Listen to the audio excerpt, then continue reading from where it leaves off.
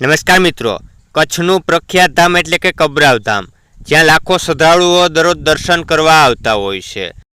અને આજ કબરાવ ધામ હમણાં ખૂબ જ ચર્ચામાં છે, કારણ કે કબરાવ ધામના મહંત શ્રી મણિધર બાપુની દીકરીને ઓમ ડાભી નામનો યુવક ભગાડીને લઈ ગયો હતો.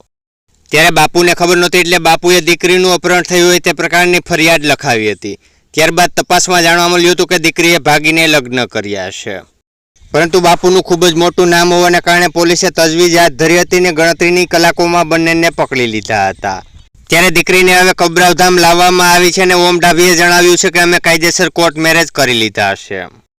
ત્યારે મિત્રો, આ બધું થયા બાદ બાપુ પાસે મીડિયાના લોકો ગયા હતા અને બાપુને પૂછ્યું હતું કે આ બધું શું છે. ત્યારે બાપુએ કહ્યું હતું કે મારે અત્યારે કાંઈ કહેવું નથી, સમય આવે બધી જ ખબર પડી જશે. તો સોશિયલ મીડિયામાં અત્યારે એવા પણ સમાચાર વાયરલ થઈ રહ્યા છે કે બાપુની દીકરીને ઓમ ડાભી નામના યુવકે તાંત્રિક વિધિ કરીને દાણા ખવડાવીને ભગાડીને લઈ ગયો હતો. અને મિત્રો, તમે પણ હવે કમેન્ટ કરીને જણાવજો કે બાપુએ દીકરીને ત્યાં પરણાવી દેવી જોઈએ કે શું કરવું જોઈએ, તે કમેન્ટ કરીને જણાવજો. ત્યારે ઘણા લોકો અત્યારે વિડીયોમાં એવી પણ કમેન્ટ કરી રહ્યા છે કે ઓમ ડાભી નામનો યુવક એટલે કે ભુજનો જે બુકી છે તે ઘણા સમયથી ત્યાં આવતો હતો ને તેમની દીકરી ભુજ ઓમ ડાભી અને બાપુ વચ્ચે આ કનેક્શન હતા અને કાવતરું કરીને તે લઈ ગયો છે. ત્યારે મિત્રો, અત્યારે સોશિયલ મીડિયામાં અલગ અલગ રીતે સમાચારો વાયરલ થઈ રહ્યા છે, પરંતુ સાચી માહિતી શું છે તે હજી કોઈને ખબર નથી. જે પણ આગળ માહિતી આવશે તે અમે વિડીયોના માધ્યમથી તમારા સુધી પૂરતી માહિતી પહોંચાડતા રહેશું.